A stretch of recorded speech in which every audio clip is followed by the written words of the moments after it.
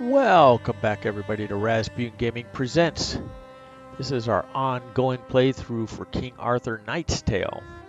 And in today's non-action episode, we're going to give you some more guidance, some more tools, some more help, especially for beginners, on how to deal with your Camelot and where we are in the very beginning. So you can see my guys are level 2. We just built Camelot after the second mission, which is from the ruins. And I want to talk about all the different buildings, the orders of things of which I think you should build. So let's take a look at the building hopefully you only have to use once, and that is the Crypt. So here you go. Welcome to the Crypt. The resting place of your heroes fallen in battle, left to perish into dust. Select our tombstones to pay respect and remember how their heroic deeds helped you on your quest. So let's just hit OK. So what will happen is these will start filling up, these slots, and then the ones on the sides as you go. So really why I say hopefully you never have to use this, hopefully none of your heroes die. There is a chance, there is a way to resurrect heroes. It's not easy to come by. There's a scroll of resurrection, and in fact there's a hidden story quest to make that in fact happen. So if you've been following through before, or anybody's follow through, not anybody's, but definitely mine, I showed you how that happened. So there's a hero, Sir Tristan, we'll talk about him when we get to heroes, who has a quest to find his wife. And she's dead and buried, and he can go on an event side mission to go find her, and when that's over, she'll populate here as a dead hero. And then you'll also have the scroll. You'll have the ability to bring her back. And she's Lady Isolde. And she is a pretty powerful arcanist. So that, if you haven't played this before, it'll lead to a couple of achievements for you that'll pop up down here. But that's how the Crypt works. You may find another way or another scroll to bring back somebody else, or you could save the scroll instead of bringing her back. She happens to fall on the Tyrant Old Faith side, so you may not want to bring her back if you're playing a different alignment. You may not even wind up recruiting Tristan if that's the case. But he is an early character. You can find he's a Vanguard character. He's kind of unique. We'll talk about him when we get to him. So let's close out the Crypt. So that's something you're not going to spend very much time with. Our main building is the round table here at the top. So this is the legendary gathering place of the noble knights of Camelot, the seat of the monarch of Avalon, which right now is Mordred. Can pass laws, issue decrees, and give knighthood to heroes, but first you have to unlock its function. Okay. Then there's these aspirant heroes. So once this is all filled, and you can see we have 6 open slots. So if we recruit 6 guys, and then we recruit a 7th, even though we have 12 slots, they're not open, that next guy is going to come up here to the aspirant heroes. And so on until you get 4 up here. Or what will happen, and usually what happens in my playthroughs, is you get all these open, and then you'll have new recruits pop up here that you wind up recruiting, and you might want to swap some in and out, and I'll show you that function, how it goes. So building title, that's this one up here that's highlighted right here. The one for the round table is the Grand Master. You can assign a hero from your hero list as title. A building with an assigned leader gains additional benefits. Certain hero traits, which we're going to talk about in the next episode, can have an effect on a title, so be sure to pay attention to them. A hero can only hold one title at a time, at the same time. Boy. So that's this one. So the Grandmaster, you can see if you have somebody sitting here, the gold cost of decrees is reduced by 10%. And then it's just a matter of dragging somebody and putting them up there. I'm not going to do this right now because I don't want to have somebody here right now. We'll work on it later. Having somebody in this slot, you can't open decrees, which are over here, by the way, until you get some of this opened. So let's talk about that portion of it. So the first thing you want to unlock is Leadership 1.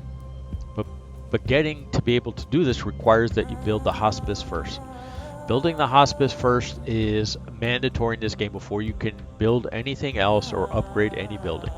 So you might as well just go ahead and build the hospice second after, well, it's really first. It's the round table was built first, and that just happens automatically in the story. But what this does, it says unlocks 2 hero slots on your list. So that's down here. This one unlocks 2 more, and this one unlocks the last 2.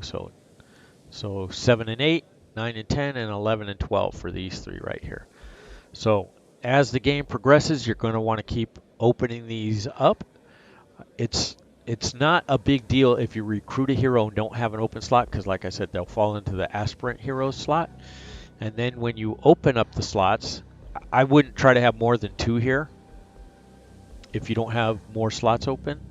Once you have 2 here, you should open up the next level here so that they can both pop in and you can be using the full allotment of heroes.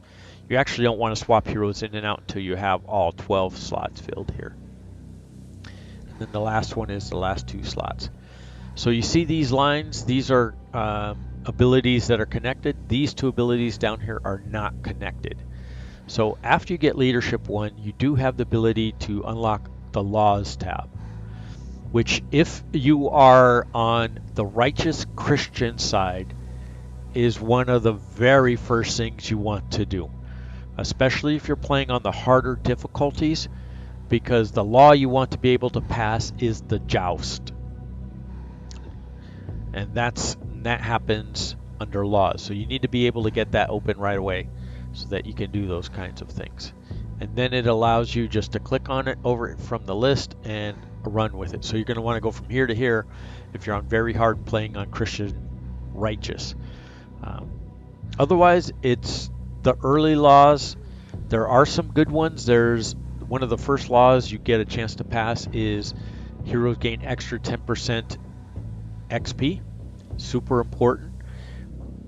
The one thing it does do is starts to increase the gap between your A team and the rest of the players. So just be aware of that you will be leveling the A team faster. So if you're playing on normal or maybe even hard, you want to make sure you're mixing and matching heroes in and out best that you can. You only get to put 4 in a mission. So if you have 6, you kind of want to rotate some in and out to try and keep them all fairly equal on levels. And then the ones that you aren't running, make sure you put them in training, and I'll show you how to do that. So these 2 down here are these in other buildings are morality dependent. In the round table, they are not. So you can unlock the decrees pretty quickly. Right here you can see for 1,000 gold. Now the decrees I don't find useful until near the end of Act 2, beginning of Act 3. So this is one you may not want to open quickly. The first couple of decrees that you can unlock allow you to exchange building materials for gold or gold for building materials. And generally you need both. So unless you have a bunch of extra gold, I think the first one that you can get, the first decree that you can get is to exchange 2,000 gold for 500 building resources, or vice versa. All right, the second one over here, court titles give +1 loyalty. That's for 3,000 gold. This is something you're going to want to get to into definitely near the end of Act 2. And court titles are these titles for sitting around the round table. See, court titles, that's these ones. It's not these ones up here, which are building titles. It's going to be these ones. So once you have this open, putting somebody here will get them an extra +1 loyalty, plus giving them a court title might give them extra loyalty as well. This is good for offsetting the problem with Guinevere, especially if you are of an opposite morality than her. Then you can put her in one of these slots, you gain +1 for that. Plus there's some laws I think I showed that you can pass that will get 2 more, and you can completely offset her negativity and get her going in the right direction. And then the last one here allows you to pass a second law But you have to have all 3 of these open. So this isn't going to come until Act 3, by the way, having this available to you. But having 2 laws available to you is fairly strong. There are some strong laws. There's some gold, there's some experience points, things you can do. There's quite a few things you can do. But I recommend pacing yourself evenly between building these as you gain heroes, these leadership ones. Make sure that you don't really need to open these up until near the end of Act 2. So just build these up as you go to add heroes as you need them. Unless you're righteous Christian, then you want to be on this one so you can get the joust going. But otherwise, you're not going to upgrade fast on the round table. Just enough to keep pace with your heroes. The first title you get is Royal Protector. And you can see it adds +3 loyalty for the title, holder of this title. So who's ever sitting here, don't put Sir Mordred here, gets +3. And if you have this one open as well, that's +4 for free right here. Plus, if you're playing on the Tyrant Christian side, you can get another +1 or even +2 for these. So you can get 5 or 6 loyalty out of this, which is huge. So that's all I can tell you about this for right now.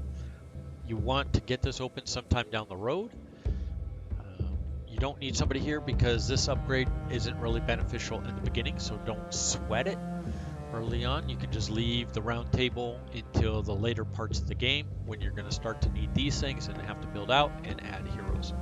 So this building, not useless, because the titles you can give people, right here, the royal titles will gain loyalty, but you get these slots through missions, not through building this up. So it's not useless, but it's pretty low on the priority list for you. Except in that one case where I told you want to get to laws pretty quickly, especially if you're playing on Christian Tyrant or Christian Righteous and you're playing on very hard. This is one you want to get to pretty quickly. All right, so that's about the round table. So you saw before you can do any growth here, you need to build the hospice. So the hospice, which we're going to build with this stuff right here, because we have enough. You can build any one building. Let me show you real quick. So it takes 500 and 500. And this is what it says about Avalon. Can be a harsh, unforgiving place. Your wounded heroes need time and care to recover for their next nightly quest. So what you're healing here is vitality. If you go to the Cathedral, which requires the hospice, this heals injuries. Let me do a quick check. So Merchant, same thing, requires the hospice. So the game kind of forces you to make a good decision in the beginning here. Training ground requires the Merchant. So before you can even start training your guys, you're going to have to build the hospice, then build the Merchant, then build the training ground. And the training ground, when we get to it, is one of those buildings that you just got to get built early on. So, and then Enchanted Tower.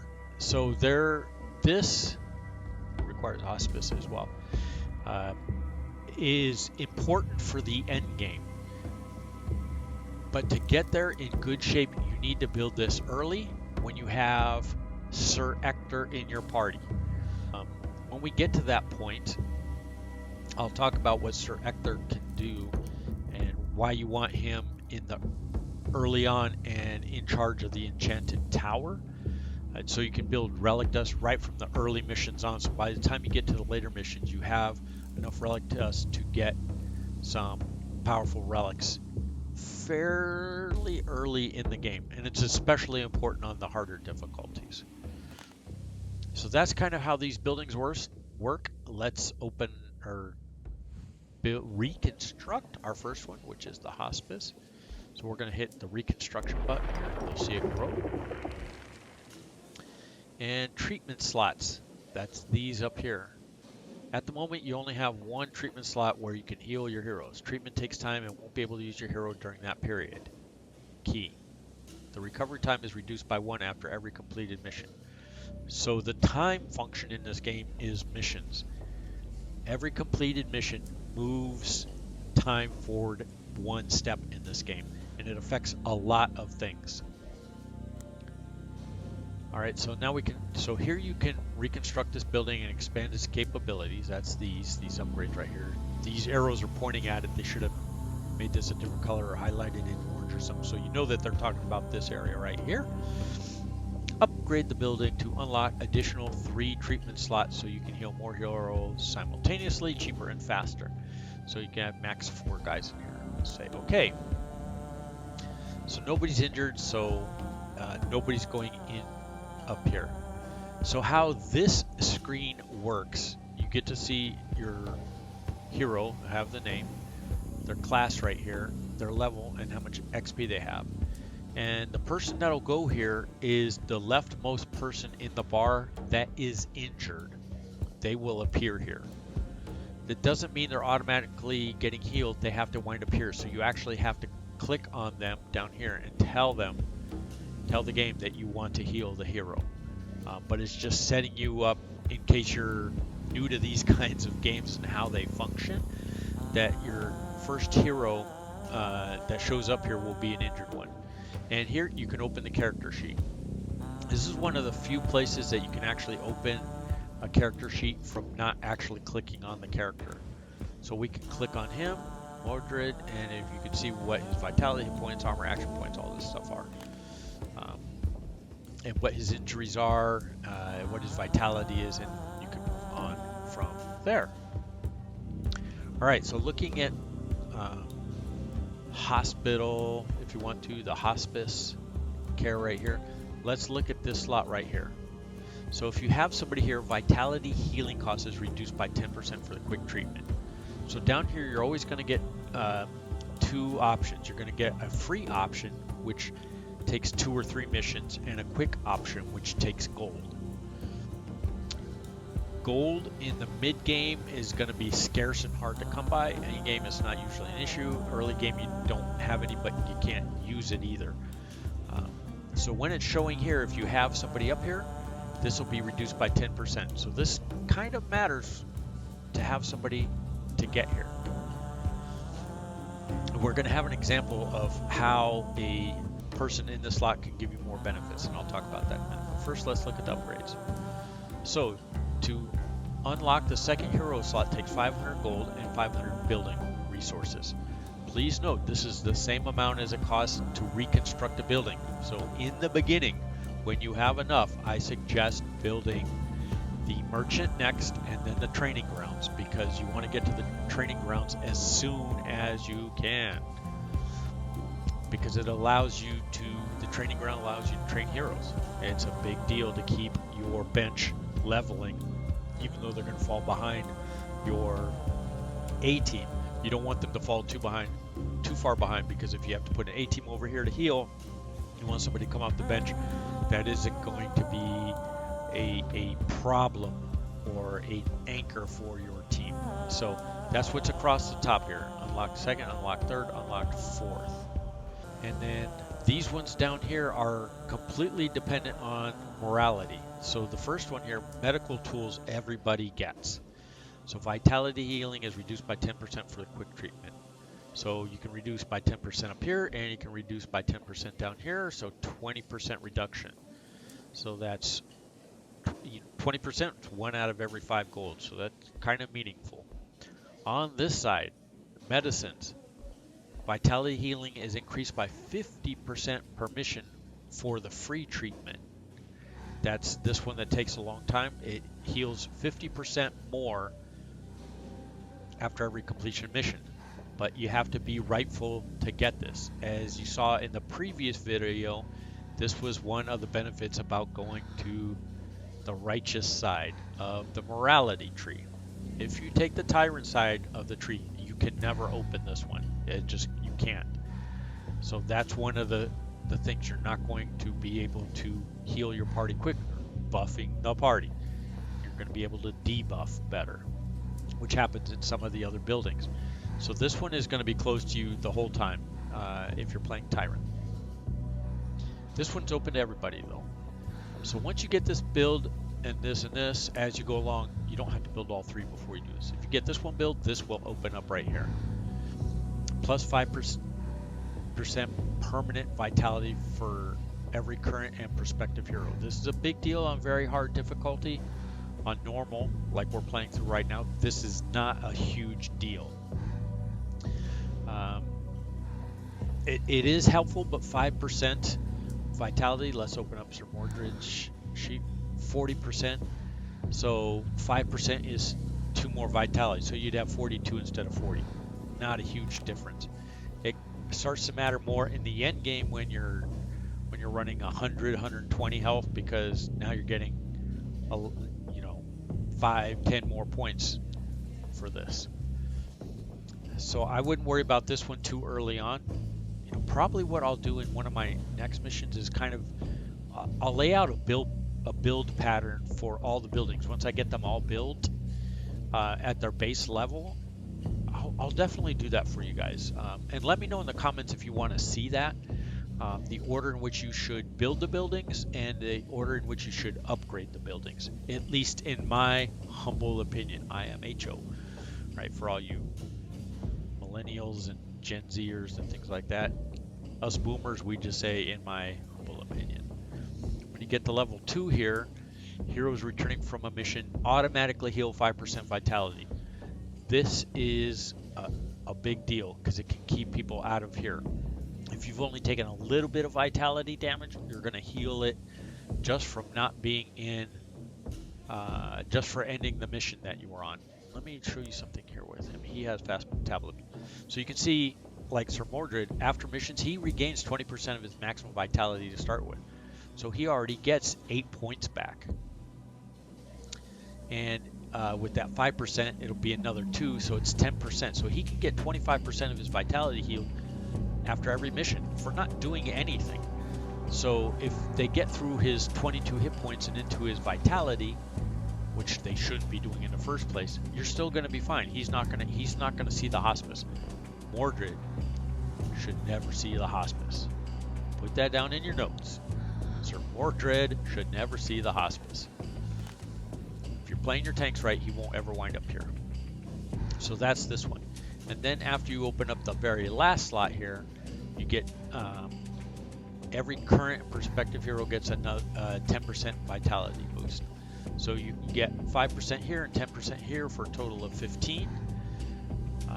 This one I find not to be worth it. You can buy it early on, but you're not really going to need it. You should be building along this path. Get to this one because this one affects all your heroes that are coming back. And once you get out to here, then you want to build this one. 10% is better than 5%. And in the early game, you have better things to spend your gold on than this 5%. So that's what the hospice is all about. So let me, I'll do it on this one. I'll talk about it in a later mission as well. So let me close this out right now because I can't build any of the other buildings because I'm short on resources. But when you're looking at, your heroes and their traits, so this is the one right here, Potion Brewer. So while appointed as the Hospitalier in the hospice, increasing the healing done by consuming healing potions by 4% for all heroes. Increases 2% per level. So when she hits level 3, it's 6%, level 4, 8%, so on and so on. So by level 5, this is like 10%, which is a lot of extra healing from potions, which already heal 50% of your HP and removes damage over time. So it would be 55% when she's at level 5. And that's in mission healing, by the way, because you only use these in mission. So in the hospice, let me show you how it shows, because right now you only see the vitality healing. So if we stick her up there, drag and drop, you see the bottom half of it opened up. While appointed as a Hospitalier, you get the potion healing. So early in the game, it's worth putting her here. Because if you have to drink potions in the early game, which you shouldn't, but you don't have a better choice for up here for right now, is you should run with her. And put her up there. And then your next thing when you get next set of gold is, like I said, build the merchant and then build a training ground. And then we're going to want to do some upgrades to these. If you're playing on normal like we are, we're not going to build the cathedral for a little while because we should not be suffering any injuries in the early parts of the game, so we can build up the training ground where we need it to. we'll have enough built for the Enchanted Tower when we get there. Probably what I'll do is I'll add a second half to this video as we're talking right here. Once all these are open and we explain about how we're going to build them, and I'll do that chart for you, the order in which to build things. Making a note to do that. So this is the beginning part of this. So let's call this Facilities Part 1 video. Don't forget to friend and follow us on Twitch. If you're on YouTube, like the video, subscribe to the channel. I'm trying to give you some good content to help you out here, especially in this game, so you don't have to restart a bunch of times. This is still early in the game, so restarting from here for a mistake in morality is not a problem. If you've already seen what I've shown you in the morality chart, when Tyrant wanted to go righteous or vice versa, that's what you should be doing. Let me fill up this content. We're nearly half hour in by looking at the other hospitaler guy right here, and that is Sir K. So when he is in the hospice, increases the HP recovered by resting in mission by 4% or 2% per level. So you have two people, and let me show you how that works with him and how this looks differently. So that first line, vitality healing cost is reduced by 10% for the quick treatment. That'll stay there all the time. So if you drag him up there and replace, you can see the bottom lines change. While appointed is hospitalier, the hospice increased the HP recovered by resting by 4%. So that's in game. So if you're resting or using the campfires for HP recovery when you're resting, you'll get an extra 4% here. So the campfires, as you saw in the first mission, we actually didn't do it, but resting there, campfires, you have two choices actually. And I should talk about that next one, but you can heal HP or you can heal armor. So if you're healing armor though, you don't get any 4% increase. And if you're healing armor in those and drinking potions, you'll want Lady Didn't Drain up here instead of Sir K. But if you're not drinking potions or you're drinking armor potions instead of healing potions, then you want Sir K. So just however you think you play. And you can switch this at any time in between missions. So if you start with Sir K and then you find out that you drink more potions and want to put Lady Didn't Drain, you can switch her after the very next mission and put her in there. Alright, so that's that. Sir Mordred, he has a skill for Master of Arms in the training ground, as I mentioned before. Grants every hero 1% mission XP after every mission they did not participate in. And this goes up by 1% every 2 levels. So by level 6, you're getting a 5% of your mission XP is going to all your heroes. And then if you're in the training ground, that helps as well, blah, blah, blah, blah, blah. So that's kind of where we are. So that's the end of part 1 of this video. I will follow it up when we get all these built with part 2. I will put them together so you can have both missions or both videos together, and hopefully I can edit them down so that it doesn't wind up being an hour of your time. Alright, so appreciate it if you hit the subscribe button, and you guys be safe out there. We will catch you next time.